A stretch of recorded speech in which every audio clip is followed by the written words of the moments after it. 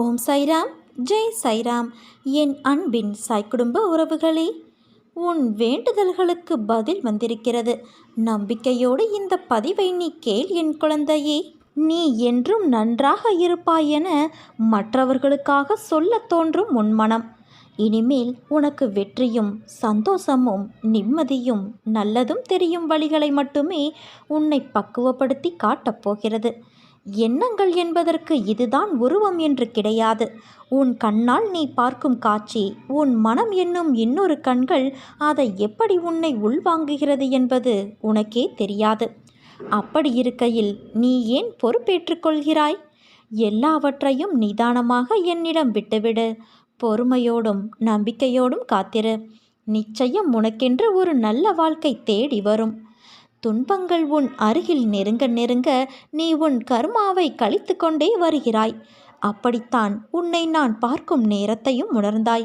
நான் நானாக இருக்கப் போகிறேன் என்று உன் மனதை சோதனையை எதிர்கொள்ள தயாராக மாற்று. இதுதான் முதல் படி. உன் கடவுளான சாயி யாரைப் போலவும் நடித்தவரல்ல. நான் உனக்கென ஒரு வழியை உருவாக்கி கொண்டு நானாக இருந்து அதை நடைமுறைப்படுத்தி ஜெயித்தவள். நான் உன்னோடு இருக்கிறேன். நீ பிறர் நடுவே தனித்தன்மையோடு இருக்கிறாய்.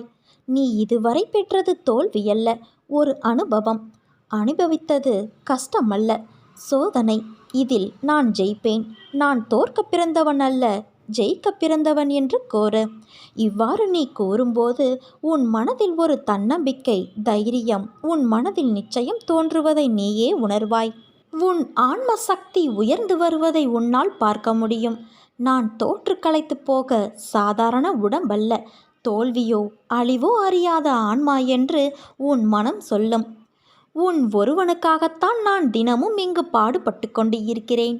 உன் துயரங்களை போக்குவதற்கும் உனது கர்ம பலன்களிலிருந்து உன்னை விடுவிக்கவும் இன்றும் எனது தர்பாரில் உனக்காக விளக்கேற்றி கொண்டு இருக்கிறேன். உன் பாரங்கள் அத்தனையும் நான் சுமந்து கொண்டு இருக்கிறேன் செல்வமே.